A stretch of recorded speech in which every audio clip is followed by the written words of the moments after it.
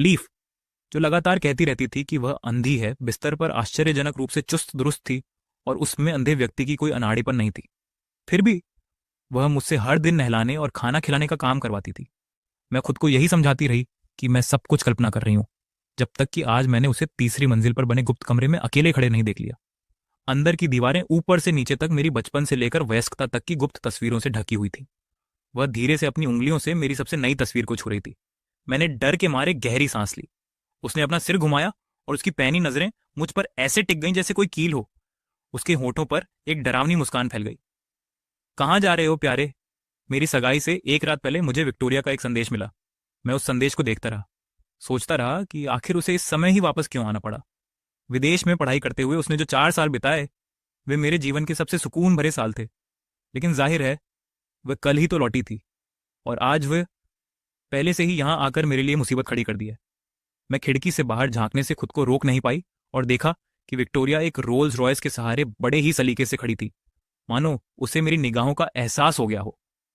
अचानक उसने मेरी तरफ देखा और मैं घबराकर दीवार के पीछे छिप गई।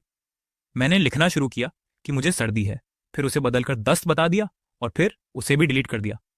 विक्टोरिया से तर्क करना नामुमकिन था। एक बार जब वह किसी बात पर अड़ जाती तो उसे कोई रोक नहीं सकता था, और उसकी निगाहें इतनी डरावनी थीं मानो किसी को पूरा निगल जाने को तैयार हो। उसे देखते ही मेरी हिम्मत टूट गई। वह अपनी मां जैसी दिखती थी, जो अपनी खूबसूरती के लिए मशहूर थी। बड़े बुजुर्ग हमेशा कहते थे कि उसकी आकर्षक आंखें मुस्कुराती हुई लगती हैं, लेकिन मैं जानती थी कि उन आंखों में बर्फीली चमक के सिवा कुछ नहीं था। मुझे समझ नहीं आता था कि वह हमेशा मुझे ही क्यों तंग करती थी। मेरे अंदर एक बेपरवाह आत्मविनाशकारी भावना जाग उठी। हम दोनों अब बड़े हो चुके थे, छोटे बच्चे नहीं थे। मैं उसे क्यों मुझे तंग करने देती रहूं? मैंने अपना फोन उठाया और मना करने के लिए तैयार हो गई। मैं नहीं जा रही। मैं मेरी सगाई होने वाली है, इसलिए तुम्हारे साथ बाहर जाना मेरे लिए ठीक नहीं होगा। इतना लिखने के बाद भी मुझे लगा कि मेरी बात में दम नहीं है, इसीलिए मैंने आगे लिखा, हमेशा के लिए अलविदा। लेकिन रेत पर अंगूठा रखे हुए मैं फिर हिचकिचाई। बचपन से ही मुझे नियंत्रित करने वाले किसी व्यक्ति के सामने खड़े होने के लिए जितनी हिम्मत चाहिए थी, उतनी मुझ में नहीं थी। अगर मैंने पहले ही हिम्मत जुटाकर उसका विरोध किया होता तो आज मैं इतनी दुखी ना होती। जब मैं इस फैसले से जूझ रही थी, तभी दरवाजे पर दस्तक के साथ मेरी मां की आवाज सुनाई दी। गलियारा, सफेद। विक्टोरिया कब से नीचे इंतजार कर रही है। तुम अभी तक क्यों रो रही हो? ये मेरी मां थी। मैं बहुत चिढ़ गई थी। मैं न तो दरवाजा खोलना चाहती थी और न ही उन्हें जवाब देना चाहती थी। मेरा सीना गुस्से से भरा हुआ था। अगर मेरे माता पिता इतने गैर जिम्मेदार ना होते, विक्टोरिया इतने सालों तक मुझे अपने काबू में कैसे रख पाई? मैंने बाहर के शोर को नजरअंदाज कर दिया, संदेश भेजा, फिर अपना सिर कंबल के नीचे छिपा लिया और जो भी होगा उसका सामना करने का फैसला किया। मैंने इस पर विश्वास करने से इनकार कर दिया। अब हम बड़े हो गए थे। क्या उसने मुझे सिर्फ इसलिए मारा क्योंकि मैंने उसकी बात नहीं मानी? अब कोई मुझे कभी नियंत्रित नहीं कर पाएगा। वैसे भी मेरी शादी जल्द ही होने वाली थी। शादी के बाद दादाजी द्वारा मेरे लिए छोड़ी गई 50 मिलियन की शादी की रकम आखिरकार मेरी हो जाएगी। तब मैं पूरी तरह से आर्थिक रूप से स्वतंत्र हो जाऊंगी और मुझे फिर कभी किसी की सेवा नहीं करनी पड़ेगी। विक्टोरिया, मेरे माता पिता, मैं उनमें से किसी से भी बात नहीं करूंगी।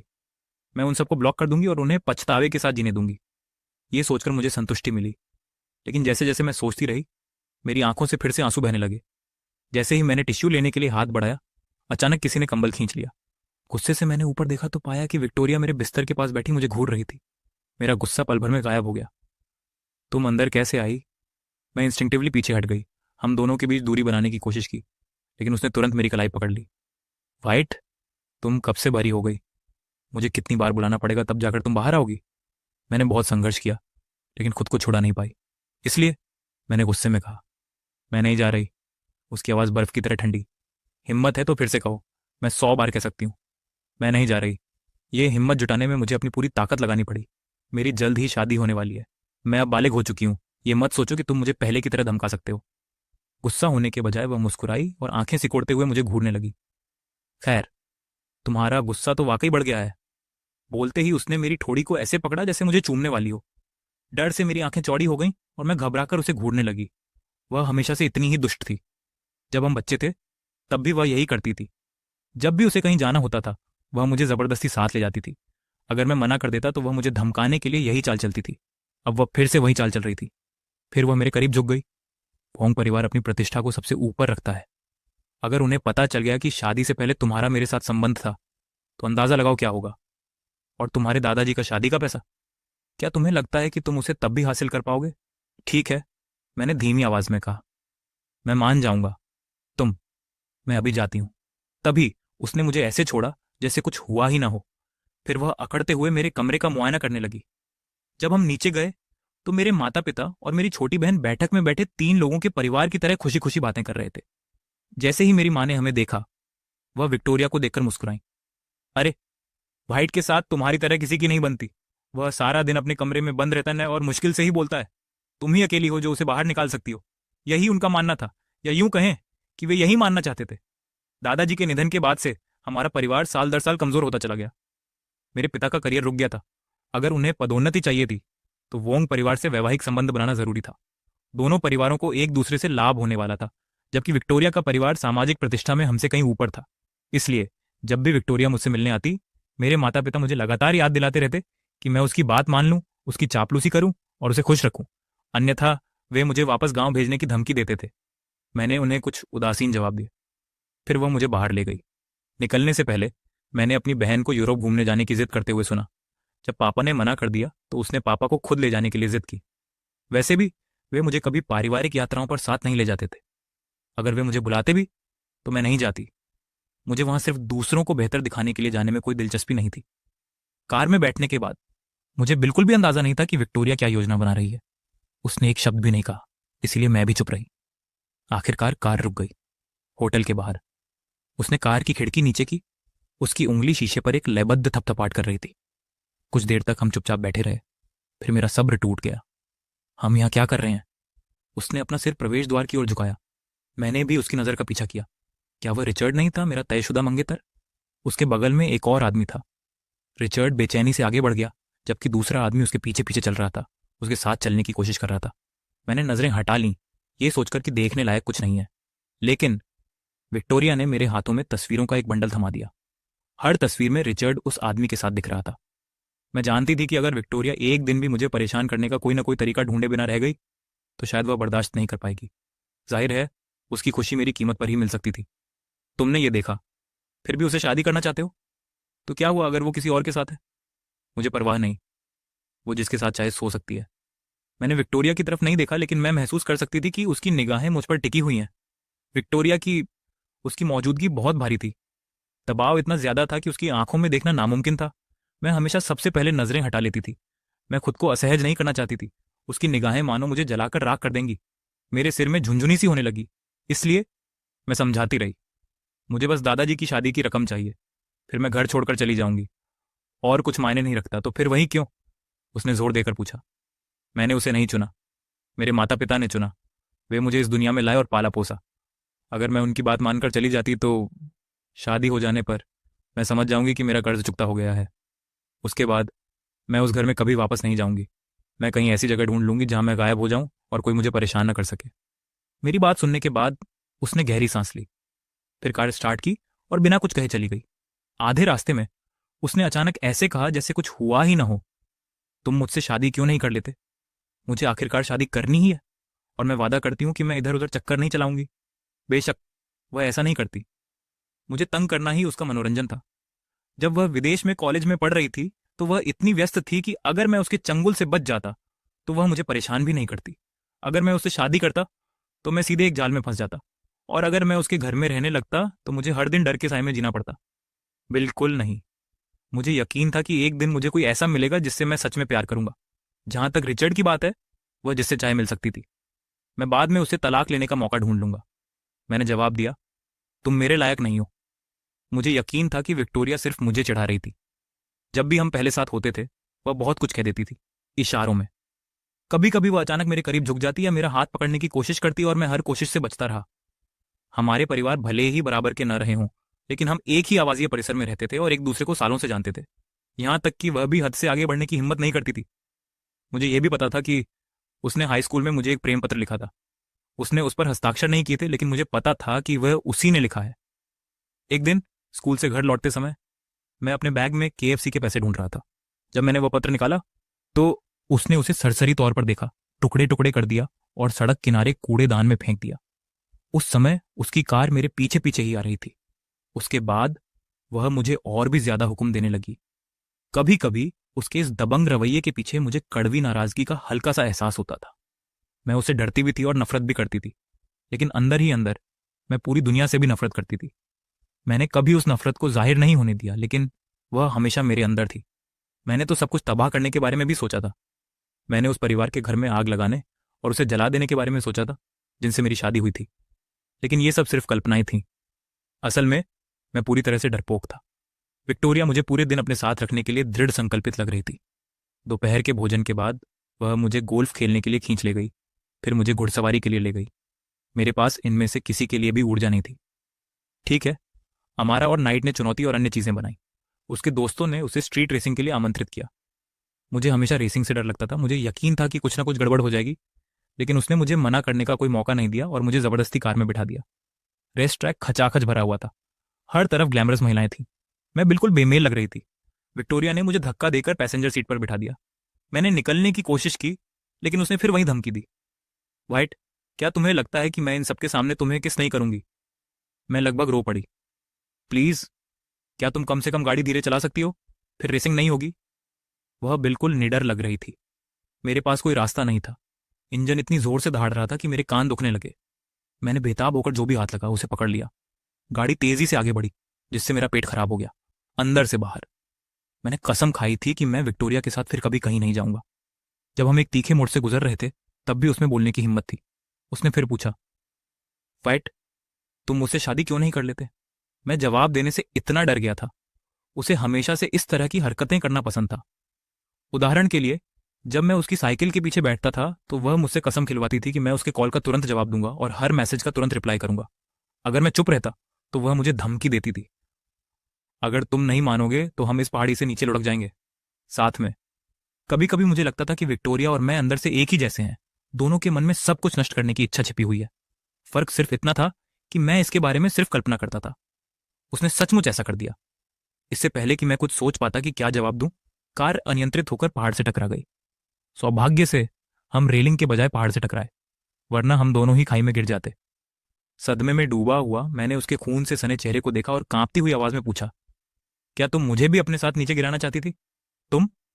उसने मुझे एक उदासीन नजर से देखा और पूछा, तुम्हें क्या लगता है? एक एम्बुलेंस हमें अस्पताल ले गई। मुझे मामूली चोट आई, लेकिन उसे सीधे आईसीयू में भर्ती कराया गया। अगले कुछ दिनों में मेरे कमरे में लगातार मुलाकातें आती जाती रहीं। रिचर्ड भी आया, मेरे प्रति वफादारी का दिखावा करते हुए, लेकिन मैं जानता था कि उसका एक छोटा प्रेमी भी था। उसने मेरा हाथ पकड़ने की कोशिश की। मुझे वह गंदा सा लगा, इसलिए मैंने सहज रूप से अपना हाथ छुड़ा लिया। सौभाग्य से मुझे उसकी कभी परवाह ही नहीं थी। हम एक दूसरे को मुश्किल से ही जानते थे। जब सब लोग चले गए तो उसने आखिरकार धीरे से कहा, वाइट, विक्टोरिया के साथ फिर से रेसिंग मत करना, यह बहुत खतरनाक है। देखो तुम्हारे साथ क्या हुआ। अगर मेरे माता पिता को पता चलता तो उनका दिल टूट जाता। मैंने धीरे से हम्मा किया। वह फल छीलने लगी। फिर मैंने अचानक कहा, उस दिन मैंने तुम्हें एक दूसरे आदमी के साथ होटल से निकलते देखा था। उसके हाथ जम गए, लेकिन उसने खुद को शांत रखने की कोशिश की। ओह, वह मेरा पूर्व प्रेमी था। जब हमारे परिवारों ने शादी की बात शुरू की, तब तक मैंने उससे पूरी तरह से रिश्ता तोड़ दिया। मेरे लिए तुम्हें उससे ब्रेकअप करने की जरूरत नहीं थी। यह सुनकर उसके चेहरे पर अविश्वास और कृतज्ञता के भाव आ गए। फाइट, तुम कितनी समझदार हो, यह अनदेखा करते हुए कि वह कितनी भावुक लग रही थी। मैंने उसे बीच में ही रोक दिया। शादी के बाद हम अलग रहेंगे, तुम्हें कोई आपत्ति तो नहीं है? उसने भौहें चढ़ाई। यह कैसे संभव है? मेरे माता पिता पोते पोती का इंतजार कर रहे हैं। उसने आगे कहा, चिंता मत करो, जब तक तुम्हारा बच्चा है मेरा परिवार तुम्हारे साथ बुरा बर्ताव नहीं करेगा। हर बार जब मेरी बहन बच्चे को जन्म देती है, परिवार ने उसे लाखों रुपए इनाम में दिए। ये सुनकर मैं भी नाराज हो गया। अगर वह अलग रहने से इनकार करती तो मैं शादी नहीं चाहता था, लेकिन अगर मैं पीछे हटता तो मुझे पैसे का नुकसान होता। इस समस्या ने मुझे पूरे 2 दिन तक परेशान किया, जब तक कि मैं बिस्तर से उठकर चलने लायक ठीक नहीं हो गया। विक्टोरिया जाग गई, लेकिन उसकी आंखों की रोशनी चली गई थी। डॉक्टरों ने बताया कि उसका अस्पताल का कमरा खचाखच भरा हुआ था। कमरे में भारी भीड़ थी। उसकी रेटिना की नसें दब गई होंगी। वह कई और दिनों तक अस्पताल में रही और मैं उससे कुछ बार मिलने गया। उसकी आंखों पर पट्टी बंधी थी, लेकिन अजीब बात यह थी कि जब भी मैं उसके पास जाता, वह तुरंत मेरे कदमों की आहट पहचान लेती थी। उसके माता पिता मुझे देख भी नहीं पाते थे। हर बार मुझे देखते ही घूरते थे। उन्हें पूरा यकीन था कि दुर्घटना मेरी गलती से हुई है। आखिर मैं भी तो उसी कार में था। विक्टोरिया की बात करें तो वह पूरे दिन उदास चेहरे के साथ बैठी रही और कुछ भी बोलने से इनकार कर दिया। ये स्वाभाविक था। अगर मैं अचानक अंधा हो जाता तो मेरा भी मूड खराब हो जाता। मैं खुद को यह कहने से रोक नहीं पाया, देखो, मैंने तुम्हें चेतावनी दी थी, तुम्हें रेस नहीं लगानी चाहिए थी, तुम्हें मेरी बात मान लेनी चाहिए थी। उसका चेहरा और भी गुस्से से लाल हो गया। उसने झल्ला कर कहा, वाजिब, वाइट, क्या तुम्हें लगता है कि क्योंकि मैं अभी हिलडुल नहीं सकती इसलिए तुम वहां खड़े होकर खुश हो सकते हो? मैं झुककर उसकी आंखों पर लगी पट्टी को देखने लगा। मेरी नजर उसकी मिश्रित नाक और पतले लाल होंठों पर पड़ी। मैं खुश नहीं हो रहा, मैंने कहा। अब शांत हो जाओ। जो कुछ तुम्हारे साथ हुआ उसके लिए सब मुझे दोषी ठहरा रहे हैं, लेकिन गाड़ी तो तुम चला रही थी। भगवान जाने तुम्हें क्या हो गया था। उसके होंठ हल्के से मुड़े। तुम जल्द ही जान लो कि मुझसे उस लहजे में बात करने की कीमत चुकानी पड़ती है। बोलते बोलते उसने मेरी तरफ हाथ बढ़ाया। क्या मजाक है। जब वह स्वस्थ थी तब भी मैं उसे हरा नहीं पाता था। अब जब वह आधी अपाहिज हो चुकी थी तो उसे मुझे पकड़ने देने का तो सवाल ही नहीं था। मैं पीछे की ओर भागा, लेकिन उसने फिर भी बड़ी सटीकता से मेरी कलाई पकड़ ली। उसने मुझे बेरहमी से अपनी ओर खींचा। अरे छोड़ो अंधे कमीने। हताशा में मैंने उसका हाथ काट लिया और उसने दूसरे हाथ से मेरा मुंह खोल दिया। मैं छटपटाता और उसे मारता रहा। तभी अचानक उसकी मां चौंक गई। गुस्से भरी आवाज गूंजी, तुम दोनों क्या कर रहे हो वाइट? विक्टोरिया अभी भी घायल है, तुम उसे कैसे परेशान कर सकते हो? माँ, सब ठीक है, हम बस खेल रहे हैं। विक्टोरिया ने यह बात इतनी सहजता से कही कि मेरा चेहरा शर्म से लाल हो गया। मैं बस उसे घूर सकती थी, फिर घूमी और भाग गई। घर पहुंचते ही मैंने तुरंत उसका कॉन्टैक्ट नाम बदलकर ब्लाइंड विक्टोरिया कर दिया। यह एकदम सही था, एकदम सही। उसने मुझे सालों तक सताया था और अब कर्म का फल उसे मिल ही गया था। उसे आखिरकार ईश्वर ने मुझे बदला लेने में मदद की। मैं बहुत खुश थी, इसीलिए मैंने उससे अक्सर मिलना शुरू कर दिया। मेरे माता पिता बहुत खुश थे। उसके माता पिता, हालांकि वे मुझे देखते ही गुस्से से देखते थे, लेकिन धीरे धीरे उन्हें इसकी परवाह नहीं रही। जितना वे मुझे नीचा दिखाते थे उतना ही मैं विक्टोरिया को बुलाने के लिए दृढ़ हो जाती थी। अंधी विक्टोरिया। जब मैं उसके लिए एक सेब छील रही थी तो मैंने पूछा, अंधी विक्टोरिया, क्या तुम्हें सेब चाहिए? मैं उसे उसके होठों तक ले गई। फिर जैसे ही उसने अपना मुंह खोला मैंने उसे छीन लिया। अंधी विक्टोरिया, मुझे तो इसे फेंक दो, फिर तुम्हें दे दूंगी। मैंने उससे जो भी कहा उसमें ये शब्द जरूर शामिल थे। अंधी विक्टोरिया, मैं तुमसे मिलने आई हूं।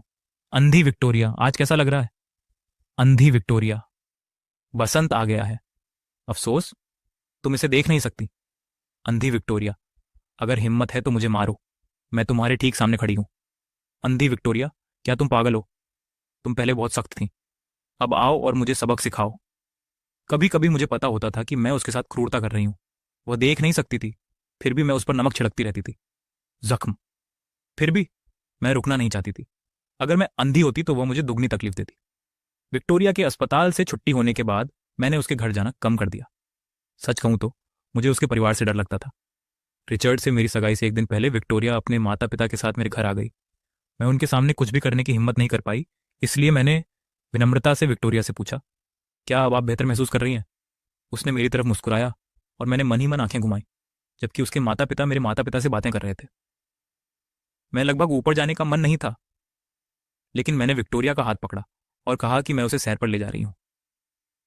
विक्टोरिया धीरे धीरे चलने लगी, रास्ता महसूस करने के लिए अपनी छड़ी को जमीन पर थपथपा रही थी। लेकिन मैं उसके लिए चीजें मुश्किल बनाना चाहती थी और उसे यह एहसास दिलाना चाहती थी कि अंधापन कितना असहाय और अकेला महसूस कराता है। इसलिए मैं उसे सीढ़ियों की ओर ले गई। हम मुश्किल से सीढ़ियों तक पहुंचे ही थे कि हमने उनकी बातचीत सुनी, जो बेहद सीधी सादी और डरावनी थी। उसकी मां ने कहा कि अब विक्टोरिया अंधी हो गई है, वाइट की भी कुछ जिम्मेदारी है। उसके पिता ने आगे कहा कि वे किसी पर दोष मढ़ने की कोशिश नहीं कर रहे थे, लेकिन विक्टोरिया को किसी देखभाल करने वाले की जरूरत थी और वह शादी करने लायक उम्र की हो चुकी थी। उसकी मां ने कहा कि विक्टोरिया और व्हाइट साथ पले बड़े थे और वोंग परिवार के साथ सगाई की बात सार्वजनिक नहीं की गई थी। तो फिर व्हाइट को विक्टोरिया से शादी क्यों ना करने दी जाए? आखिरकार अगर वे साथ में रेसिंग करने नहीं गए होते तो दुर्घटना नहीं होती। मैं उन्हें डर से देखती रही। मेरे माता पिता के चेहरे पर बड़ी मुस्कान थी। शायद उन्हें लगा कि उन्होंने एक शक्तिशाली परिवार से नाता तोड़ दिया है। मैं दीवार में समा जाना चाहती थी, लेकिन विक्टोरिया ने मेरी तरफ सिर घुमाया। उसके होठों पर हल्की सी मुस्कान थी और उसने मेरे कान में फुसफुसाया, सरप्राइज। मेरी रीढ़ की हड्डी में सिहरन दौड़ गई, लेकिन घबराहट सिर्फ एक पल के लिए ही रही। वैसे भी मैं रिचर्ड से शादी नहीं करना चाहती थी। विक्टोरिया ने मुझे लगातार परेशान किया होगा, लेकिन अब वह अंधी थी।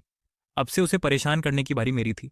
इसके अलावा मेरे माता पिता मुझे कोई दूसरा विकल्प नहीं देंगे। और बस बात पक्की हो गई।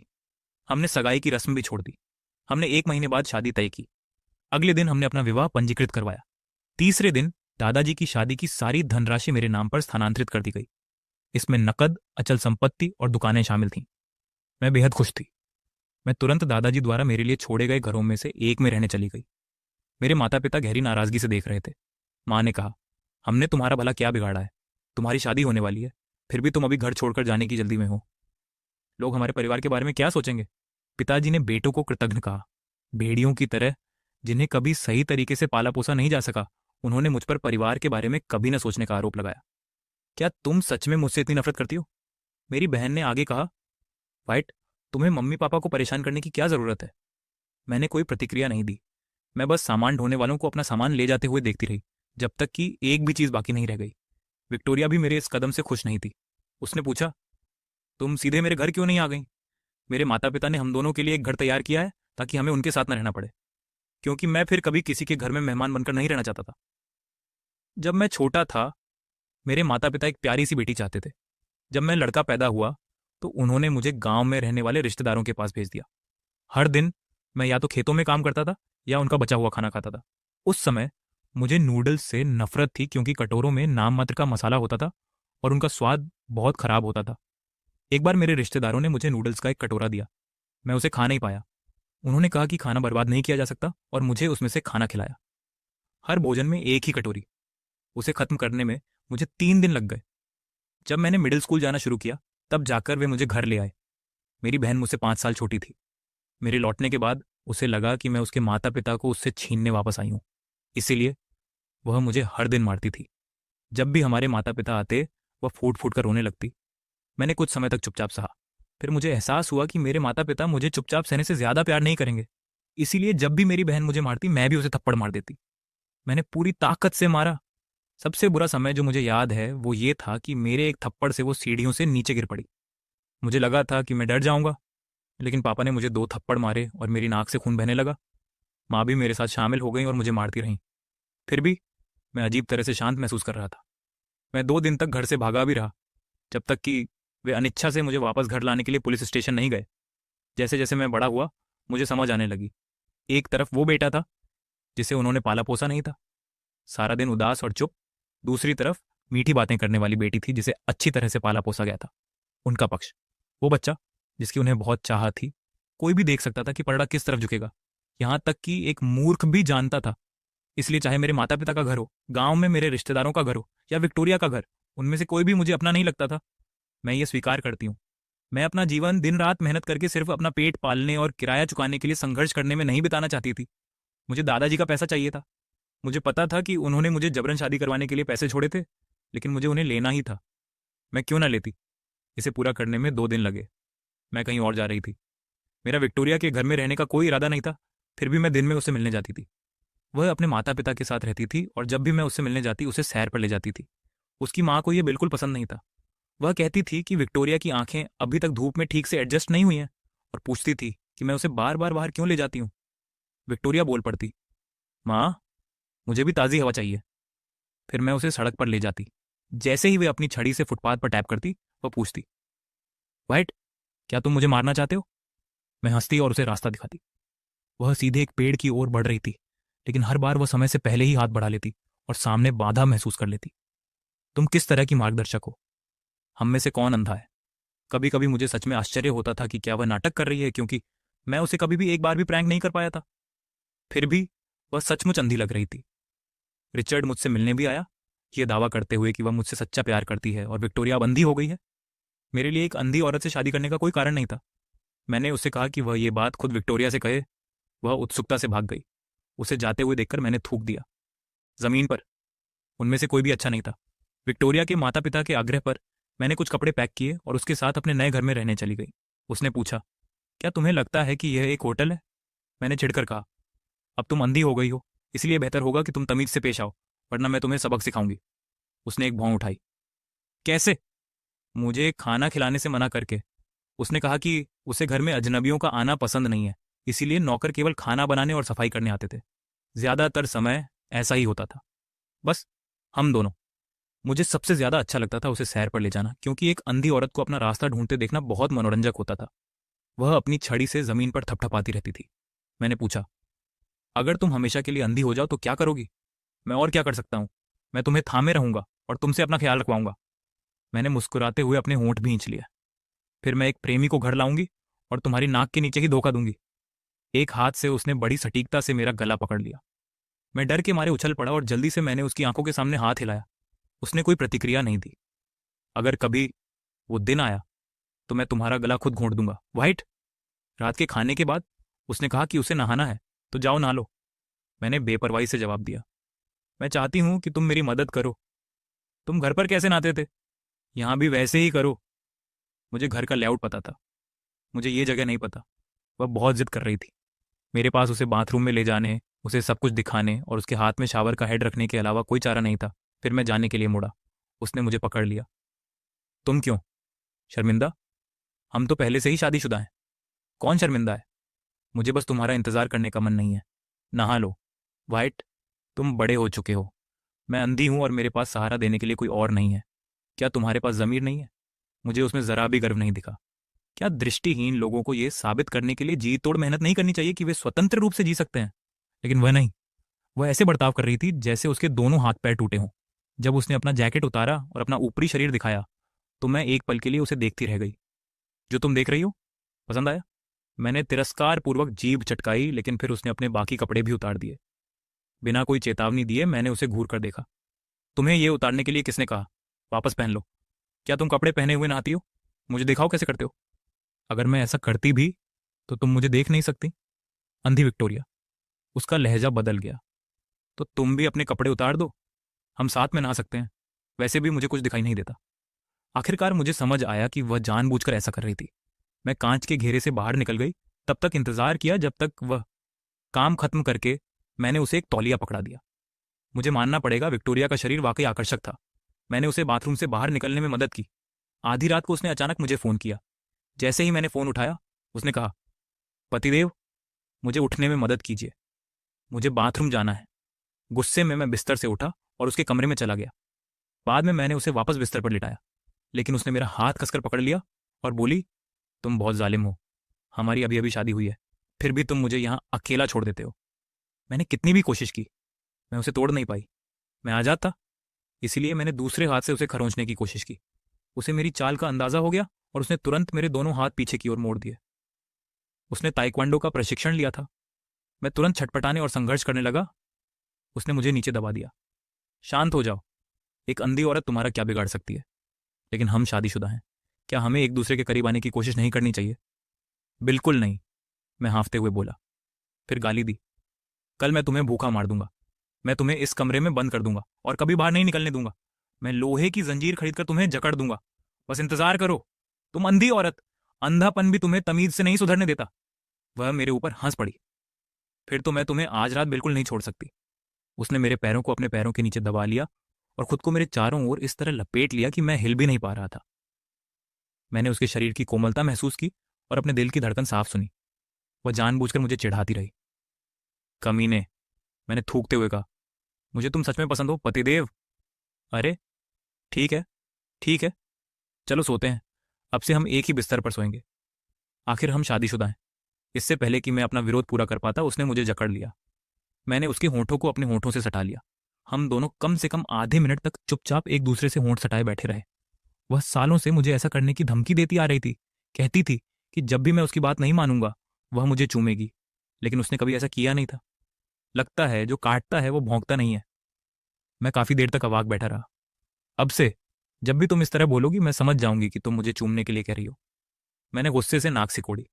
तो चुंबन का अनुभव ऐसा होता है। मुलायम होंठ, मेरे होंठों पर गर्म। अगली सुबह जब मैं उठा, सुबह अंधी विक्टोरिया ने अभी भी अपनी बाहें मेरे चारों ओर लपेट रखी थीं। मैंने उसे धक्का दिया। अंधी विक्टोरिया, क्या तुम अभी भी सो रही हो? उठो। वह बहुत अच्छे मूड में लग रही थी। सुप्रभात पतिदेव। मुझे ऐसा मत कहो। मैंने उसे फिर से धक्का दिया। पतिदेव। मैंने उसे दूर धकेल दिया और बिस्तर से उठ गया। अंधी हो या नहीं, तुम अभी भी उतनी ही परेशान करने वाली हो। उसे नहाने में मदद करने के बाद मैं उसे नाश्ते के लिए नीचे ले गया, जहां उसकी माँ इंतजार कर रही थी। मैंने फुसफुसाकर कहा, तुम्हारी माँ यहाँ है। उसने एक खाली कोने की ओर माँ को पुकारा। मैंने उसे पुकारा। माँ भी। उन्होंने कहा, मैं आज तुम्हें चेकअप के लिए अस्पताल ले जा रही हूँ। जब हम मेज पर खाना खा रहे थे, उनकी नजरें हम दोनों के बीच घूम रही थीं।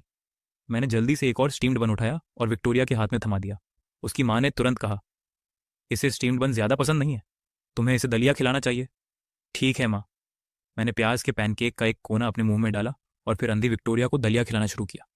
उसकी माँ ने आगे कहा, मैंने तुम्हारे चाचा शू से पूछा। उन्होंने कहा कि तुम्हारी हालत को देखते हुए आपकी दृष्टि जानी ही नहीं चाहिए थी। अगर चली भी गई होती तो अब तक वापस आ जानी चाहिए थी। मुझे नहीं पता कि आप अभी भी क्यों नहीं देख पा रहे हैं। वाइट, तुमने चम्मच उसकी नाक में डाल दिया। मैंने नीचे देखा। सच में। मैं उसकी बातें सुनने में इतना मग्न था कि मैंने ध्यान ही नहीं दिया कि मैं क्या कर रहा हूं। मैं सचमुच लापरवाह था। उसकी माँ हमें घर वापस जाने के लिए कहती रहती थी ताकि वह अंधी विक्टोरिया की देखभाल में मदद कर सके, लेकिन अंधी विक्टोरिया जिद करती थी कि नवविवाहित जोड़े के रूप में हमें कुछ समय अकेले बिताना चाहिए। जहां तक अंधी विक्टोरिया की आंखों की बात है, डॉक्टर भी समस्या का कारण नहीं बता पाए। उन्होंने कुछ दवाइयां दी और हम घर लौट आए।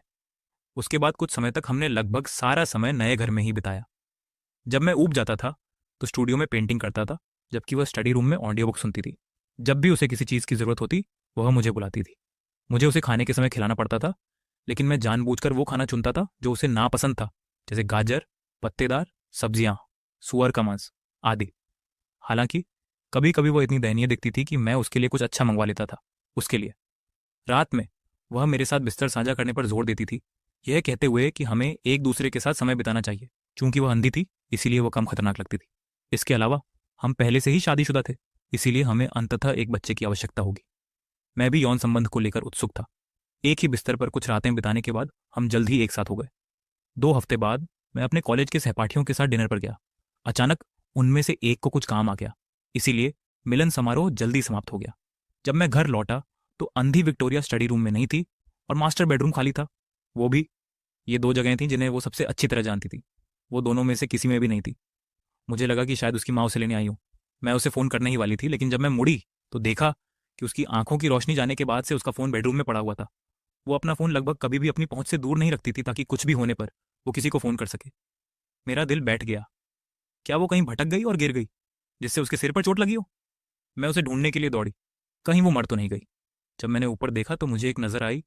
तीसरी मंजिल पर एक आकृति दिखी। मैंने भौहें चढ़ाई। नौकरानी इस समय कभी नहीं आती थी। मैंने एक बेसबॉल बैट उठाया और चुपके से ऊपर चढ़ गया। और अंदाजा लगाइए, तीसरी मंजिल पर वही कमरा खुला हुआ था जो हमेशा ताला लगा रहता था। मैंने अपने कदम धीमे किए और धीरे धीरे पास पहुंचा। अंदर बत्ती जल रही थी। अंधी विक्टोरिया अपने हाथ पीठ पीछे बांधे टहल रही थी। दीवारों पर लगी तस्वीरों को आराम से देख रही थी। उसकी आंखों में अंधेपन का कोई निशान नहीं था। मेरा दिमाग चकरा गया। वह मुझे हमेशा से धोखा दे रही थी। मैंने उन दिनों को याद किया जो हमने साथ बिताए थे, साथ में। कोई आश्चर्य नहीं कि वह हमेशा उन पेड़ों और गड्ढों से दूर रहती थी जिनकी ओर मैं जानबूझकर उसे ले जाता था। मैंने मान लिया था कि वह बस सतर्क है, और जब भी हम रात को सोते थे वह हर बत्ती बंद करने पर जोर देती थी। फिर भी वह बिना किसी अंधे व्यक्ति की अनाड़ीपन के सहजता और सटीकता से चलती थी। वह बहुत अभ्यास कर चुकी थी। उसे मुझसे खाना खिलाना और नहलाना भी बहुत पसंद था। मेरा गुस्सा उमड़ा, फिर अगले ही पल गायब हो गया, क्योंकि जब मेरी नज़र दीवार के उस पार उसकी नज़र से मिली तो मैं जम गया। पूरी दीवार भरी हुई थी मेरी तस्वीरें। इनमें मिडिल स्कूल और हाई स्कूल की कुछ तस्वीरें थीं, यहाँ तक कि कॉलेज की भी। साफ था कि ये सभी तस्वीरें छुपकर ली गई थीं। कई तस्वीरों में मैं बहुत अजीब लग रही थी। डर के मारे मेरी सांसें रुक रही थीं। क्या विक्टोरिया सच में पागल हो सकती है? वह हमेशा मुझे परेशान करती थी, एक के बाद एक बेकार की हरकतें करवाती थी और मेरी जिंदगी के अनगिनत घंटे बर्बाद करती थी। लेकिन कम से कम मैंने तो यही सोचा था कि वह सामान्य है या थोड़ी बहुत सनकी है। लेकिन अब वह पूरी तरह से पागल लग रही थी। मेरी पीठ में ठंडक की लहर दौड़ गई। भगवान जाने क्या हुआ। शायद उसे कोई घिनौनी सनक सवार थी। हो सकता है वह कोई हत्यारी पागल हो जो इंसानी चमड़ी से ट्राफियां बनाती हो या लोगों की खोपड़ियों में छेद करके उनका दिमाग निकाल कर खा जाती हो। मेरे पैर बेकाबू होकर कांप रहे थे। तभी विक्टोरिया ने एक विशाल तस्वीर को निहारना बंद किया जो हाल ही में खींची गई लग रही थी। उसमें मैं सो रहा था। यह अकाट्य सबूत था। वह नाटक कर रही थी। फिर उसने धीरे से कहा, बेबी, आखिरकार तुम मेरे हो। सिर्फ अपनी दृढ़ इच्छा शक्ति से ही मैं गिरने से बचा। इसके बजाय मैंने खुद को पीछे मुड़ने के लिए मजबूर किया। धीरे धीरे आगे बढ़ते हुए मुझे निकलने की तैयारी करनी थी। मुझे परवाह नहीं थी कि मैं कहाँ जाऊंगी। मुझे बस पहले यहां से निकलना था। मेरे विचार उलझे हुए थे। मुझे एहसास हुआ कि यही कारण था कि विक्टोरिया ने घर में नौकर रखने या अपने माता पिता के साथ रहने से इनकार कर दिया था। हम इस घर में अकेले थे। अगर कभी उसका सब्र टूट गया और उसने मुझे मारने का फैसला किया तो मेरी चीख सुनने वाला कोई नहीं होगा। उसके अंदर का अंधेरा कभी नहीं बदला था। उसने मुझे बेखबर करने और मुझे अपने जाल में फंसाने के लिए अंधा होने का नाटक किया था। उसने हर संभव चाल चली थी। मैंने अपनी चाल धीमी कर दी, लेकिन इससे पहले कि मैं पूरी तरह मुड़ पाता, उसने अपना सिर मेरी ओर घुमाया। हमारी आंखें मिली। उसकी निगाहें गहरी और डरावनी थीं, हालांकि मैंने उसे रंगे हाथों पकड़ लिया था। उसके चेहरे पर भावों की एक झलक भी नहीं दिखी। मेरी सांसें थम गईं, मेरे शरीर की हर मांसपेशी जकड़ गई। मैंने उसे एक एक कदम मेरी ओर बढ़ाते देखा। हर कदम मेरे धड़कते दिल पर पड़ता हुआ प्रतीत हुआ। मेरी पीठ दीवार से सट गई। आंखों से देख पाने वाली विक्टोरिया भी मुझे लकवाग्रस्त करने के लिए काफी डरावनी थी। मैं उसे भाग नहीं सकता था और न ही उसे हरा सकता था। मैंने उसे देखा। थकी हुई आवाज में उसने बस इतना कहा, मुझे अभी अभी एहसास हुआ कि मैं फिर से देख सकती हूं। उसने सीधे मेरी ओर देखा। मैंने गहरी सांस ली और सिर हिलाकर यह जताने की कोशिश की कि मैंने सुन लिया है। उसका गर्म हाथ मेरे चेहरे पर फिरा। ऐसा लगा जैसे कोई जहरीला सांप मेरे चारों ओर लिपट रहा हो। वह मेरे कान के पास झुकी। पतिदेव, आप घबराए हुए और थोड़े डरे हुए लग रहे हैं। क्या आपने उस कमरे में तस्वीरें देखी? अगर मैं देख पाती तो मैं वहीं पर अंधा होने का नाटक कर देती, लेकिन मैंने खुद को अनजान बनने के लिए मजबूर किया। मैं अभी अभी आई और देखा कि आपकी नज़र वापस आ गई है। आपने मुझे चौंका दिया। उस कमरे में क्या है? शायद मुझे जाकर देखना चाहिए। वह मुझे घूरती रही। मैंने फिर से घूंट भरा। जब तुम अंधी थी, मैंने कुछ भयानक बातें कही थी। मैं बस इसलिए घबरा रही हूं क्योंकि मुझे डर है कि तुम बदला लोगी। तुम इतनी छोटी सोच वाली तो नहीं हो कि सच में ऐसा करोगी? बिल्कुल नहीं। वह अचानक मुस्कुराई। एक हाथ से उसने मुझे घुमाया और दूसरे हाथ से दरवाजा बंद कर दिया। उसने मेरा हाथ पकड़ा और मुझे आगे ले गई। मैंने तुमसे कहा था कि अब हमारी शादी हो चुकी है। मैं तुम्हें प्यार करने से कभी नहीं थक सकती। मेरा पूरा शरीर अकड़ गया था, लेकिन फिर भी मैंने किसी तरह कह दिया कि चूंकि उसकी आंखों की रोशनी वापस आ गई है, इसीलिए हमें उसके माता पिता को तुरंत बता देना चाहिए। उसने मेरा हाथ पकड़े रखा और फोन करते समय मुझे देखती रही। अब मेरी हिम्मत नहीं रही कि मैं उसके सामने कुछ भी गलत बोलूं, और मेरे चेहरे पर मुस्कान बेबस सी थी। हम पूरे घर में अकेले थे, जिससे मैं बहुत डर गई थी।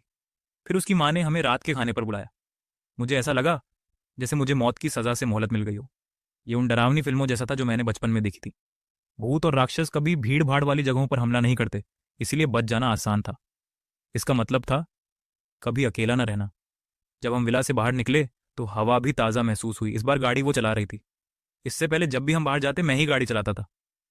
मैं बगल वाली सीट पर बैठा आगे क्या करना है इसकी योजना बना रहा था। अगर विक्टोरिया और मैं शादीशुदा न होते तो एक बार जब मुझे पता चल जाता कि वो कितनी पागल है तो मैं बस छिप जाता और कोई आपत्ति नहीं करता। लेकिन अब हमारी कानूनी तौर पर शादी हो चुकी थी। इससे उसे मेरे पीछे पड़ने का पूरा अधिकार मिल गया था। मैं जहां भी भागता वो औरत दिल से क्रूर होती। और सालों के गुप्त संबंधों को देखते हुए तस्वीरों से साफ था कि मेरे प्रति उसका जुनून बहुत पहले शुरू हो गया था। छोड़ो इसे। मुझे भागने का मौका चाहिए था। मैं अपने माता पिता के घर वापस नहीं जा सकती थी, लेकिन मैं उसके साथ भी नहीं रह सकती थी। मैं इन लोगों में से किसी से भी कोई वास्ता नहीं रखना चाहती थी। शायद अगर मैं अभी चली जाऊं तो बच निकल सकूं। जब हम उसके माता पिता के घर पहुंचे तो कई रिश्तेदार वहां उसके चारों ओर ऐसे जमा थे जैसे वह चिड़ियाघर का कोई जानवर हो। वह एकदम शांत थी। उसके चेहरे पर कोई भाव नहीं था। होठों के कोनों पर हल्की सी मुस्कान थी। उसने कहा कि उसकी रिकवरी पूरी तरह से सफल रही। फाइट का शुक्रिया, और मेरे बिना वो इतनी जल्दी ठीक नहीं हो पाती। उसकी बातें सुनकर मुझे हर शब्द में छिपा अर्थ समझ आया। सबको लगता था कि मैंने उसकी बहुत अच्छी देखभाल की है, लेकिन सच सिर्फ मुझे पता था। वो इसलिए ठीक हुई क्योंकि मैंने उसे सहारा दिया था। अब वो और नाटक नहीं कर सकती थी। रात के खाने के बाद उसने कहा, पतिदेव, चलो घर चलते हैं। मेरा दिल बैठ गया। तुम अभी अभी ठीक हुई हो, क्यों ना आज रात हम तुम्हारे माता पिता के घर रुकें? उसकी माँ बहुत खुश हुई। हाँ, जब तुम दोनों नहीं रुकोगे। यहाँ घर एकदम सूना सूना सा लगता है, और अगर विक्टोरिया गर्भवती हो जाती है तो मैं उसकी देखभाल में मदद कर सकती हूँ। गर्भावस्था की बात सुनकर मुझे याद आ गया, हम आजकल गर्भ निरोधक का इस्तेमाल नहीं कर रहे थे।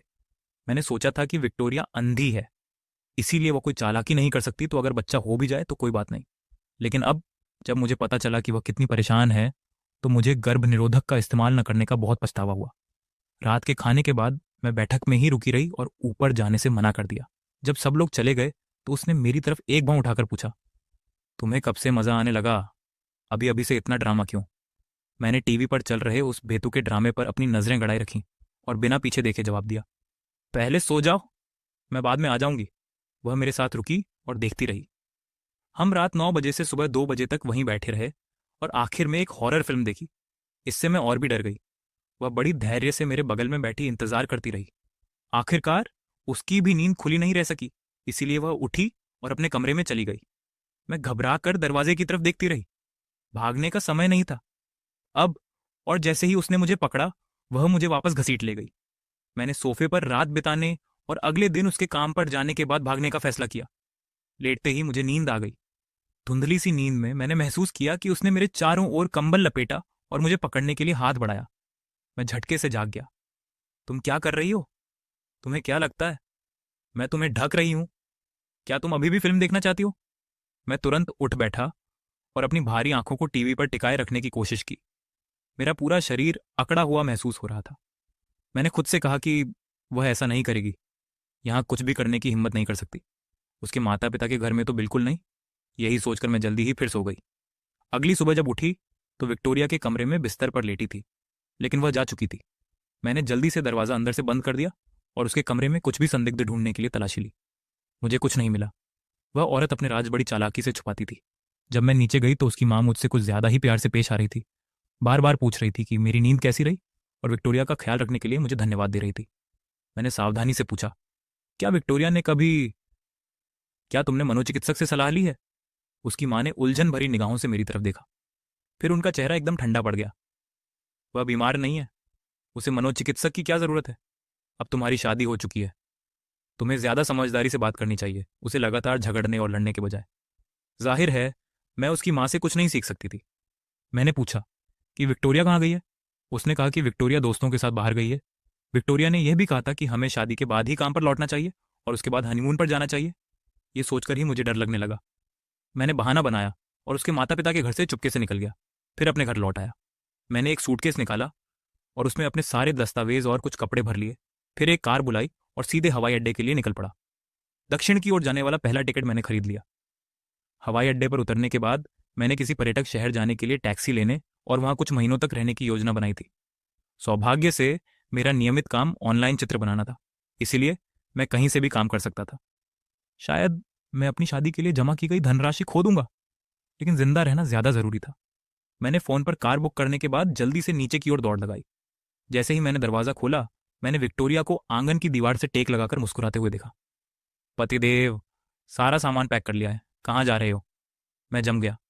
एक पल बाद मैंने दरवाजा जोर से बंद करने की कोशिश की, लेकिन वह मुझसे कहीं ज्यादा तेज थी। उसने एक हाथ से दरवाजा पकड़ा और अंदर घुस गई। अपना फोन पीठ के पीछे छिपाकर मैंने चुपके से 911 डायल किया और पूछा, तुम क्या कर रही हो? क्या मुझे तुमसे ये नहीं पूछना चाहिए? सूटकेस पैक कर रही थी और हवाई जहाज का टिकट खरीद रही हो। कहीं तुम हमारी शादी से पहले गायब तो नहीं हो जाओगी? एक पल के लिए मैं तय नहीं कर पा रही थी कि उसे पूछूं कि उसे टिकट के बारे में कैसे पता चला, या झूठ बोलकर टिकट खरीदने से इनकार कर दूं। उसने मुझे घूर कर देखा, मेरे हाथ से फोन छीन लिया और 911 कॉल काट दी। मैं बहुत डर गई थी। विक्टोरिया, चलो इसे किसी तरह संभाल लेते हैं। आखिरकार हम साथ पले बड़े हैं। मेरी आवाज़ कांप रही थी। उसने मेरी तरफ देखा और गंभीरता से कहा, तो फिर अभी मेरे साथ घर चलो। उसने मेरा सूटकेस उठाया और मुझे खींच कर अपने पास ले गई। जगह रास्ते में। मैंने खिड़की से बाहर देखा।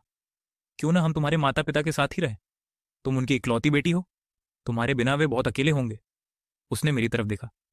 अगर तुम यही चाहती हो तो बच्चा होने के बाद हम वापस चले जाएंगे। मैं मन ही मन कराह उठी। वह अब भी मुझसे बच्चा चाहती थी। शायद उसने मुझे मारने की योजना नहीं बनाई थी, लेकिन एक पागल की मानसिक स्थिति का कौन अनुमान लगा सकता है। घर वापस आकर उसने पूछा, तुम फिर से भागोगी नहीं, है ना? मैंने खुद को शांत रहने के लिए मजबूर किया। बिल्कुल नहीं। मैं क्यों भागूंगी? यहां मुझ में कुछ भी गलत नहीं है। हालांकि अंदर ही अंदर मैं बहुत डरी हुई थी, क्योंकि उसने भी बाहर जाना बंद कर दिया था और मुझे घर पर ही रोक कर रखा था ताकि मैं बच्चा पैदा कर सकूं। मैं उसकी अस्थिर स्थिति को और बिगाड़ने की हिम्मत नहीं कर पा रही थी। जब वह नहा रही थी, मैंने चुपके से उसके दूध में एक नींद की गोली मिला दी। यह वही गोली थी जो मैंने बहुत पहले अपने लिए खरीदी थी। ये सालों से पड़ी हुई थी और मुझे यह भी नहीं पता था कि इसकी एक्सपायरी डेट निकल चुकी है या नहीं। जब वह बाहर आई तो उसने मेरी तरफ देखा, गिलास उठाया और उसे पी लिया। उसके सो जाने के बाद मैं जल्दी से उसके गैरेज में गई और मैंने कार ली। इस बार मैं कुछ नहीं लाया था। जब मैं मुख्य द्वार पर पहुंचा तब मुझे पता चला कि किसी ने लोहे के गेट को बाहर से बंद कर दिया था।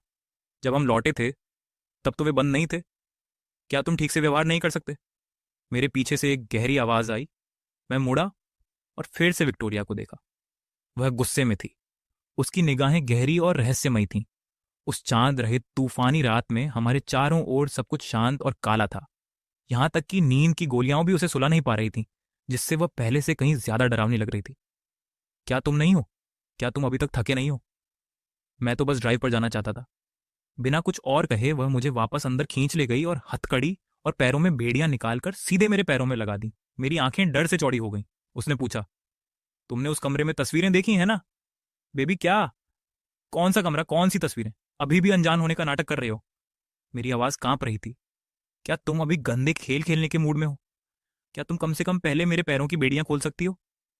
वरना ये बहुत सुविधाजनक नहीं होगा।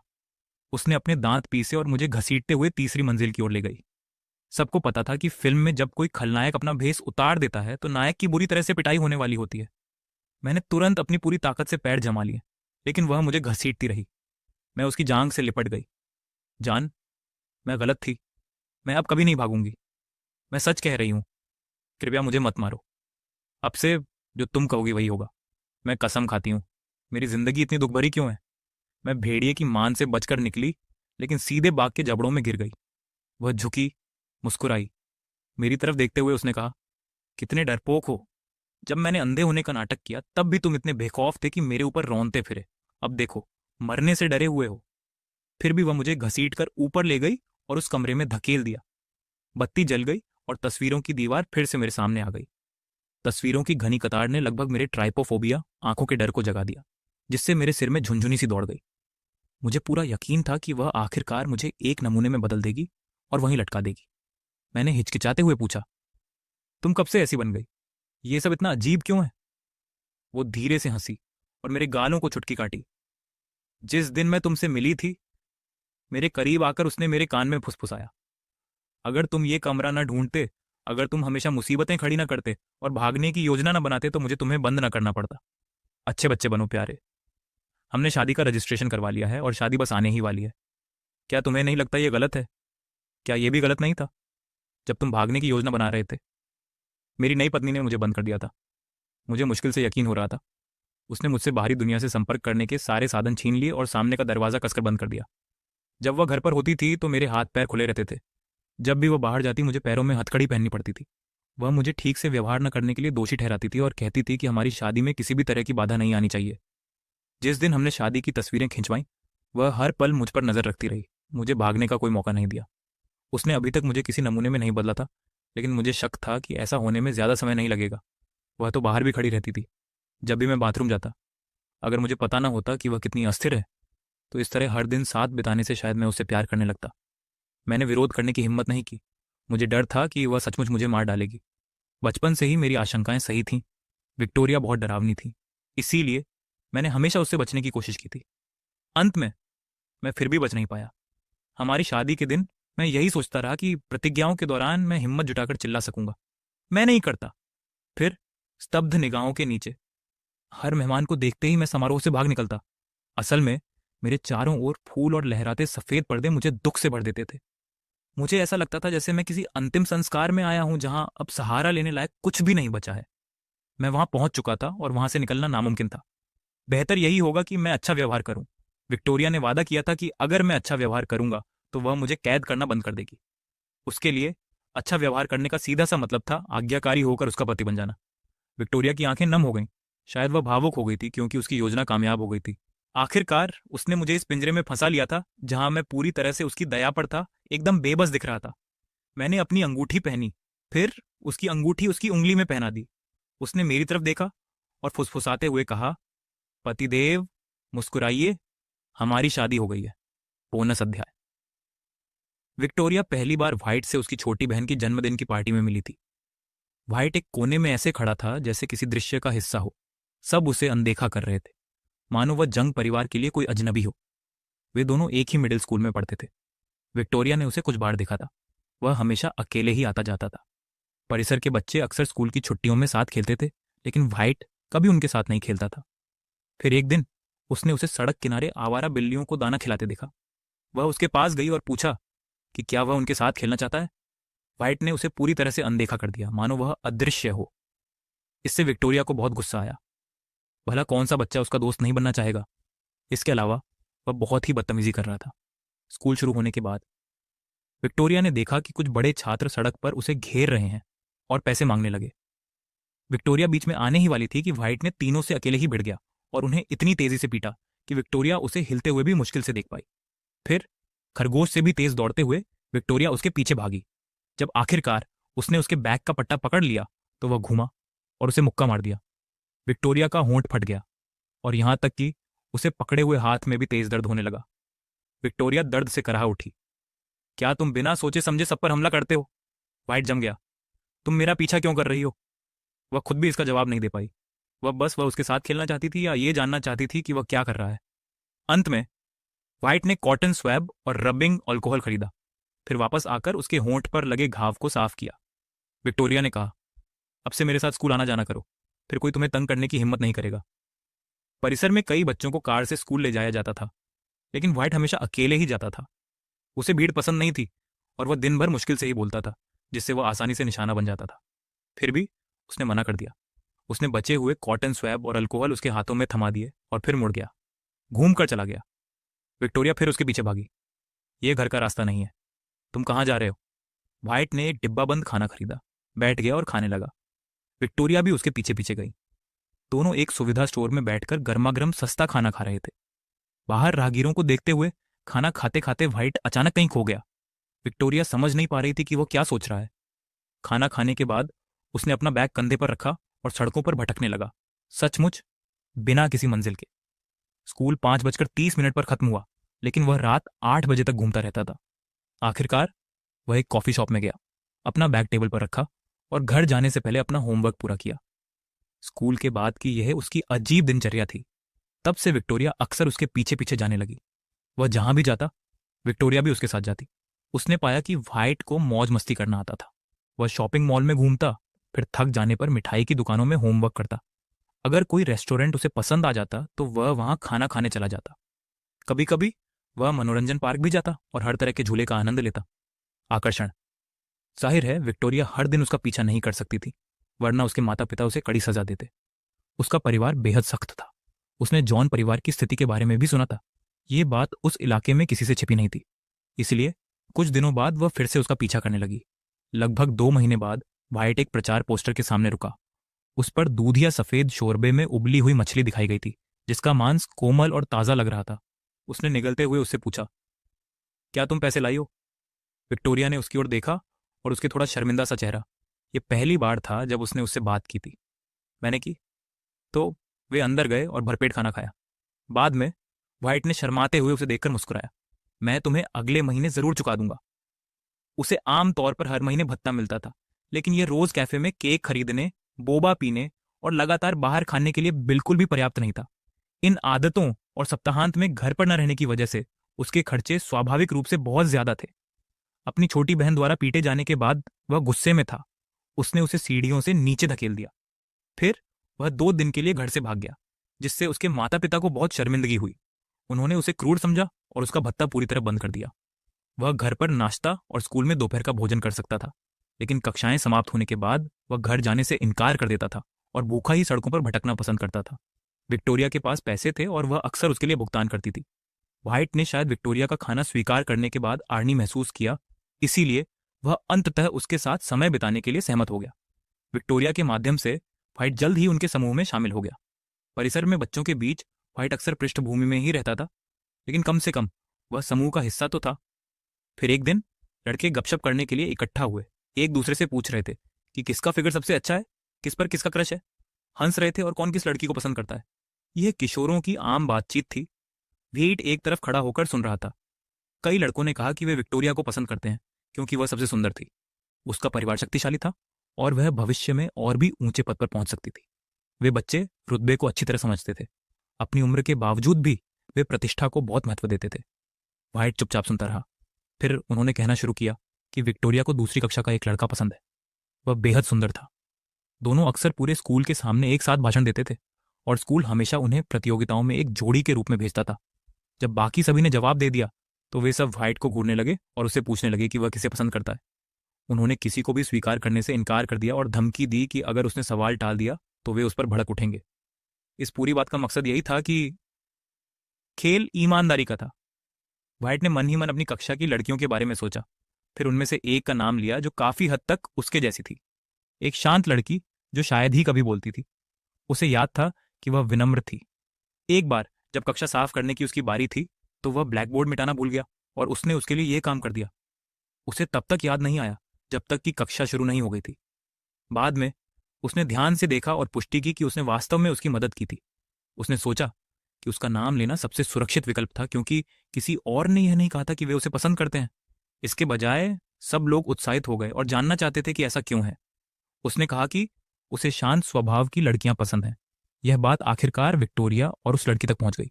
लड़की ने तोहफा भी तैयार किया और व्हाइट से अपने दिल की बात कह दी। व्हाइट घबरा गया और हकलाते हुए उसे ठुकरा दिया। वहीं विक्टोरिया गुस्से से आग बबूला हो गई। उसे लगा जैसे उसका सच्चा प्यार ठुकरा दिया गया हो। क्या व्हाइट अंधा हो गया था? वह मन ही मन उबल रही थी। विक्टोरिया ने कुछ समय के लिए व्हाइट को नजरअंदाज किया और व्हाइट भी कुछ समय तक भूखा रहा। उसे समझ नहीं आ रहा था कि विक्टोरिया अचानक इतनी ठंडी क्यों हो गई थी उसके प्रति, लेकिन उसे इसकी आदत हो चुकी थी। उसे निराशा की, माता पिता के स्नेह के लुप्त होने की और किसी के द्वारा परवाह या प्यार न किए जाने की आदत हो चुकी थी। इसीलिए वह सबसे ठंडा लगता था। अगर वह किसी चीज की उम्मीद नहीं करता तो वह निराश नहीं हो सकता था। उसके माता पिता सबसे पहले धैर्य खो देते थे। क्या तुम विक्टोरिया के करीब नहीं थे? वह आजकल तुमसे मिलने क्यों नहीं आती? उसने ठंडे लहजे में जवाब दिया। मुझे नहीं पता, क्योंकि उसके माता पिता ने पूछा था। वह चाहता था कि विक्टोरिया उससे और भी दूर रहे, बस उन्हें निराश करने के लिए। यह बदला लेने का एक छोटा सा तरीका था। कुछ समय बाद विक्टोरिया एक भयानक रवैये वाली महिला की तरह उसे ढूंढने आई। जब भी उसे उसकी जरूरत होती वह बस प्रकट हो जाती। व्हाइट को अकेले घूमना पसंद था। उसे इसकी आज़ादी बहुत प्यारी थी। विक्टोरिया ने उसकी इच्छाओं को नजरअंदाज कर दिया। पहले तो व्हाइट ने विरोध किया। उसने उसे काट भी लिया और भागने लगा, लेकिन अपने पैरों पर। वह उसकी कार और अंगरक्षकों से कैसे बच सकता था? हर बार जब वे उसे कार में घसीटते, जब भी वह संघर्ष करता, विक्टोरिया धमकी देती, कोशिश करते रहो और मैं तुम्हें चूम लूंगी। वह बस उसे घूर सकता था। वह उसे घेरने के लिए उसके घर तक आ गई। अगर वह बाहर जाने से मना करता तो वह उसे गालियां देकर जाने को कहता, लेकिन उसके माता पिता तुरंत उसे बदतमीजी के लिए डांटते और पूछते कि वह इस तरह कैसे बोल सकता है। फिर विक्टोरिया बिना किसी विरोध के उसे बाहर ले जा सकती थी। उसे अपने करीब रखने के लिए उसके माता पिता ने उसे फिर से जेब खर्च देना शुरू कर दिया और उसे दोगुना भी कर दिया। विक्टोरिया के स्वभाव में बदलाव से पहले वह जहां भी वह चाहता उसके पीछे पीछे जाती थी। भटकना। वे कभी कभार ही बात करते थे और वह खुद को दुनिया में घूमने वाले एक अकेले योद्धा के रूप में कल्पना करता था। लेकिन विक्टोरिया के बदलने के बाद उसने उसकी बात मानना बंद कर दिया। इसके बजाय वह उसे अपनी पसंद की चीजें करने के लिए घसीटती थी। लड़कियों के बीच लोकप्रिय सभी खेल, जहां वह अक्सर अकेला लड़का होता था। वह विक्टोरिया से नफरत करता था। उसने लड़कों को उसकी पीठ पीछे उसका मजाक उड़ाते हुए सुना, उसे लड़का कहते हुए। ज्यादातर समय वह विक्टोरिया के बगल में एक सजावट की तरह खड़ा रहता था। उसे लगता था कि वह पूरी तरह से पागल है। वह उसमें थोड़ी सी भी झिझक महसूस कर सकता था। उसके मन में उसके लिए दबी हुई नाराजगी थी। जब भी वे अकेले होते, ऐसा लगता जैसे कोई बिगड़ी हुई तानाशाह किसी मासूम नौजवान को घसीट रही हो। फाइट के उसके पीछे जाने से पहले हमेशा एक संघर्ष होता था, फिर वह बड़ी अनिच्छा से उसके पीछे जाता था। विक्टोरिया ने किसी तरह एक लाइका कैमरा हासिल किया और व्हाइट की तस्वीरें खींचना शुरू कर दिया और उससे अपने लिए मॉडलिंग करने की जिद करने लगी। व्हाइट केवल बेमन से ही सहयोग कर पाता था। आप उनके रिश्ते को पूरी तरह से बुरा तो नहीं कह सकते थे, क्योंकि वे अपना लगभग सारा खाली समय साथ बिताते थे, लेकिन आप इसे पूरी तरह से प्यार भरा रिश्ता भी नहीं कह सकते थे। दोनों ही बातें अच्छी नहीं थीं, क्योंकि व्हाइट को विक्टोरिया के दखलंदाजी भरे व्यवहार और उसे विरोध न करने देने के उसके रवैये से लगातार चिढ़ रहती थी। आदत एक डरावनी चीज होती है। समय के साथ व्हाइट को भी समझ आ गया कि वह विक्टोरिया को मना नहीं कर सकता। जैसे जैसे विक्टोरिया बड़ी होती गई, उसका पूरा व्यक्तित्व बदल गया। जब भी उसकी नजर व्हाइट पर पड़ती, व्हाइट को स्पष्ट रूप से महसूस होता कि वह अब वह इंसान नहीं रही जिससे वह पहली बार मिला था।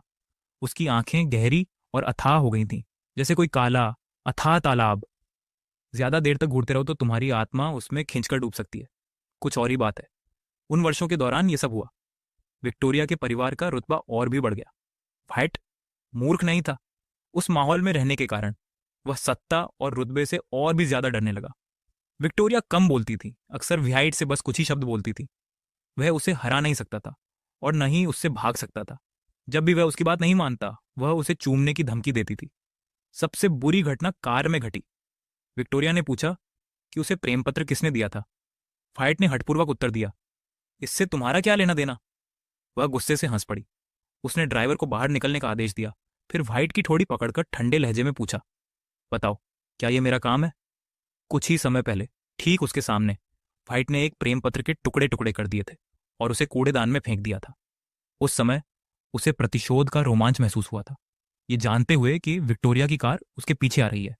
निश्चित रूप से आत्मविनाश के उस कृत्य के बाद विक्टोरिया ने उसकी बाह और भी कसकर पकड़ ली। कभी कभी वह डर जाता था, उनके बीच के उलझे हुए रिश्ते से डर जाता था। उस समय उसने जानबूझकर पत्र को अपने बैग में ऐसी जगह रखा था जहां वह उसे देख ले, ताकि उसे उकसा सके और गुस्सा दिला सके। विक्टोरिया ने उसे कार के एक कोने में धकेल दिया। उसका चेहरा उसके इतना करीब आ गया कि वह उसकी सांसें महसूस कर सकता था। व्हाइट घबराया हुआ और डरा हुआ था, उसके पूरे शरीर पर रोंगटे खड़े हो गए थे। उसने मुश्किल से कहा, ऐसा मत करो विक्टोरिया, मुझे जाने दो। उसकी आवाज बेकाबू होकर कांप रही थी। विक्टोरिया ने दांत पीसते हुए फुसफुसाया, क्या तुम वादा करते हो? उसने घबराकर सिर हिलाया। उसने ठंडी हंसी हंसी। तो फिर तुम किससे वादा करते हो? पसंद है? मुझे नहीं पता, उसने धीमी आवाज में जवाब दिया। उसने फिर फुसफुसाते हुए कहा, मुझे क्या करना चाहिए? मुझे अभी बहुत बुरा लग रहा है, इसलिए मुझे तुम्हें भी बुरा महसूस कराना होगा। पहले तो वह उसकी बात गलत समझ बैठा, ये सोचकर कि वह भावनात्मक पीड़ा की बात कर रही है। वह सोचने लगा कि क्या करे, लेकिन उसे जल्दी ही एहसास हो गया कि वह पूरी तरह गलत था। उसने कभी कल्पना भी नहीं की थी कि वह इतनी बेशर्म हो सकती है। उसका पूरा शरीर जम गया, जबकि वह पूरी तरह सहज रही। उस पर पूर्ण नियंत्रण करते हुए उसकी सांसें धीरे धीरे तेज होती गईं, और यह अनुभूति उसे बहुत अजीब सा महसूस हुआ। उसे लगा कि वह उसे इतना सताएगी कि वह पागल हो जाएगा। विक्टोरिया ने उसके कान में फुसफुसाया, व्हाइट, अगर तुम कभी किसी और के साथ संबंध बनाओगे तो मैं तुम्हें मार डालूंगी। उसने अपनी आंखें कसकर बंद कर लीं और हताशा में सिर हिलाते हुए वादा किया कि वह कभी किसी और के साथ नहीं रहेगा। उस घटना के बाद उसे यकीन हो गया कि विक्टोरिया पागल और विकृत मानसिकता वाली है। एक और कारण था कि वह उसे कभी हरा नहीं पाया। उसके अंदर अभी भी थोड़ी शर्म बाकी थी, जबकि विक्टोरिया ने अपनी शर्म पूरी तरह से त्याग दी थी, जिसने उसे व्यावहारिक रूप से शर्म से ग्रसित बना दिया था। अजय, वह उसे वहां कैसे छू सकती थी? वह स्तब्ध और भयभीत था। उसे डर था कि कहीं वह सचमुच और आगे न बढ़ जाए। लोग हमेशा अज्ञात से विशेष रूप से भयभीत होते हैं। उसे एक बुरा सपना भी आया। उसमें उसने विक्टोरिया को क्रोधित कर दिया था और उसने कार में रखी एक बड़ी कैंची उठाई और उस पर बेरहमी से वार किया। वह सपने में भयभीत था और लगातार रोता रहा। उसे हर बात का गहरा पछतावा था। उसे जी मिचला रहा था। उसने उसकी बात क्यों नहीं मानी? उसने सोचा कि अगर उसने उसकी बात मान ली होती तो उसे यह सब नहीं झेलना पड़ता। उसका अंत इतना दुखद हुआ। कॉलेज जाने के बाद विक्टोरिया के नियंत्रण में व्हाइट के दिन आखिरकार थम गए। वह पढ़ाई के लिए विदेश चली गई और वह अक्सर उसके संदेशों को नजरअंदाज कर देता था। क्लास के बाद वह अपनी पुरानी दिनचर्या में लौट आता था। शहर में इधर उधर भटकता रहता था। एक दिन संयोग से उसे एक कला कक्षा मिल गई और उसने अपना नाम दर्ज करा लिया। आखिर उसके परिवार ने उसे कभी किसी पाठ्येतर गतिविधि में शामिल नहीं कराया था। विदेश में दूर विक्टोरिया को महसूस होने लगा कि चीजें उसके नियंत्रण से बाहर होती जा रही हैं। वह बार बार हर तस्वीर को पलट कर देखती थी। उसने उसकी हर तस्वीर खींच रखी थी। उसने उन सभी तस्वीरों को छपवाकर अपने पूरे अपार्टमेंट में लगा दिया था। उसे वह क्रूरता याद आती थी जिससे वह उसे काटता था, और वह दुखी चेहरा जो उसके सामने तब आता था जब उसे उसकी बात माननी पड़ती थी।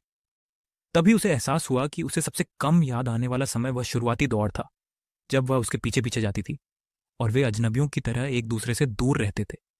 यह अस्वीकार्य था। उसे उसके जीवन पर एक अमिट छाप छोड़नी थी। अजनबी बने रहने से नफरत भी बेहतर थी। उसे डर था कि कहीं वह घर वापस जाकर किसी से डेट न करने लगे। इसलिए उसने एक निजी जासूस को उसकी तस्वीरें खींचने के लिए नियुक्त किया।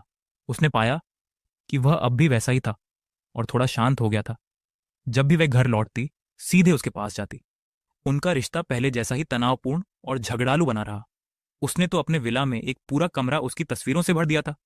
जब वह उन घनी तस्वीरों को देखती तो सोचती कि उन्हें देखकर उसे इतनी संतुष्टि क्यों मिलती है। शायद यह एक संग्रह था, मानो व्हाइट की हर उम्र की हर तस्वीर एक ट्रॉफी हो जिसे वह इकट्ठा करके रख सकती है। फिर उसे पता चला कि वह किसी और से शादी करने वाला है। अन्यथा वह जानती थी कि गिड़गिड़ाना बेकार होगा। अगर वह उससे विनती करती तो वह उसका और भी मजाक उड़ाता। वह नहीं मानता। वह उसे तकलीफ देता।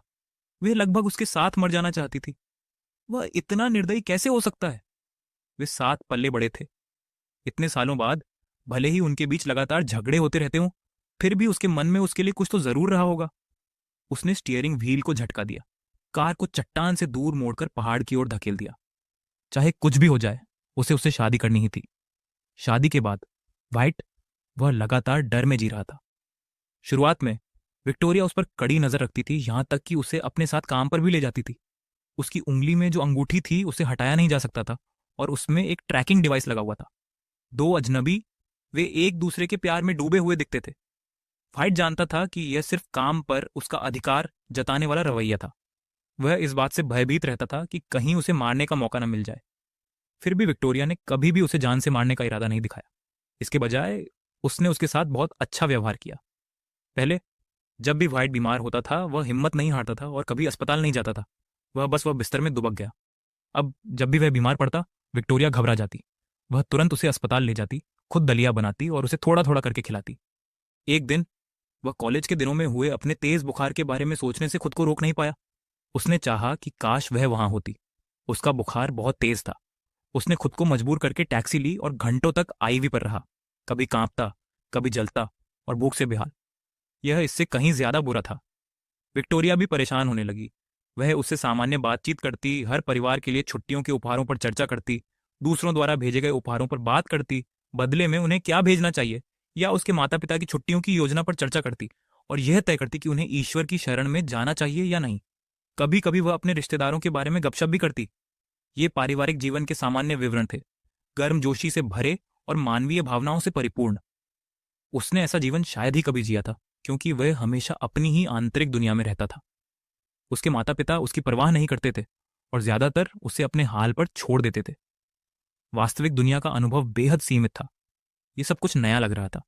विक्टोरिया नहीं चाहती थी कि रिश्ता बहुत तनावपूर्ण रहे, इसीलिए वह अक्सर उसे मनाती रहती थी। अंतरंग पलों में वह धीरे से उसे पति कहती, प्यारी और चिपकी हुई सी लगती, और अंत में रुककर पहले की तरह ही उसे निहारने लगती। वह अक्सर उसे काम से लेने जाती और उसके लिए छोटे छोटे उपहार खरीदती। वाइट को लाइब्रेरियन की नौकरी मिल गई और वे काम के बाद साथ घर जाने लगे। विक्टोरिया धीरे से पूछती कि क्या वह थका हुआ है। कुल मिलाकर जब तक वे भले ही अतीत का जिक्र न हुआ हो, विक्टोरिया निसंदेह एक अच्छी पत्नी थी। फिर भी वाइट को वह डरावनी लगती थी। उसकी कोमलता उसके क्रोध से कहीं ज्यादा बेचैन करने वाली थी। ऐसा लगता था जैसे किसी को फांसी देने से पहले का आखिरी भोजन, जिससे उसे पूरी तरह सतर्क रहना और लगातार सावधानी बरतनी पड़ती थी। उनकी शादी को 1 साल से ज्यादा हो गया था, फिर भी उसके पेट में गर्भावस्था का कोई लक्षण नहीं दिख रहा था। दोनों में से किसी को भी इसका कारण नहीं पता था। बाद में विक्टोरिया को काम के सिलसिले में विदेश जाना पड़ा। जाने से पहले उसने गहरी तीव्र आंखों से उसकी ओर देखा। पतिदेव, आप तमीज से पेश आएंगे, है ना? फिर भी उसने उसकी आंखों में देखने की हिम्मत नहीं की। उसने उसकी तरफ एक नजर डाली, फिर तुरंत नजरें हटा ली। मैं तमीज से क्यों पेश आऊं? मैं बच्चा तो नहीं हूं। उसने उसे चूमा। मेरे लौटने तक यहीं आज्ञाकारी होकर इंतजार करो। वह सीधे अपने ससुराल चला गया। उसे हमेशा लगता था कि विक्टोरिया के साथ जिस घर में वह रहता था वह डरावना, लगभग भूतिया और अकेले रहने पर असहनीय था। उसके जाते ही वह सीधे अपने ससुराल चला गया। उसकी सास एक महंगी घड़ी लेकर आई और उसे पहनने को कहा। उसने अपनी घड़ी की अंगूठी पर नजर डाली, उसके हाथ में, लेकिन यह निकल नहीं रही। उसकी सास ने उस पर एक नजर डाली। अगर आप इसे निकलवाना चाहते हैं तो मैं किसी को बुला लेती हूं। उसकी आंखें चौड़ी हो गईं और अंगूठी सचमुच निकल गई। स्तब्ध होकर उसने कहा कि वह ड्राइव पर जाना चाहता है और अपनी कार में बैठ गया। तभी उसे एहसास हुआ कि वह बिना किसी मंजिल के गाड़ी चला रहा है। वह सोचता रहा कि क्या उसे जाना चाहिए। उस दिन वह घंटों शहर की सड़कों पर गाड़ी चलाता रहा। पूरी रात होने के बाद ही वह लौटा। उसके ससुराल वाले रात के खाने के लिए उसका इंतजार कर रहे थे। जब वह अंदर आया तो उन्होंने उन्होंने कहा, हमने फोन किया था लेकिन आपने जवाब नहीं दिया। अगर आप और देर तक बाहर रहते तो हम आपके बिना ही खाना खा लेते।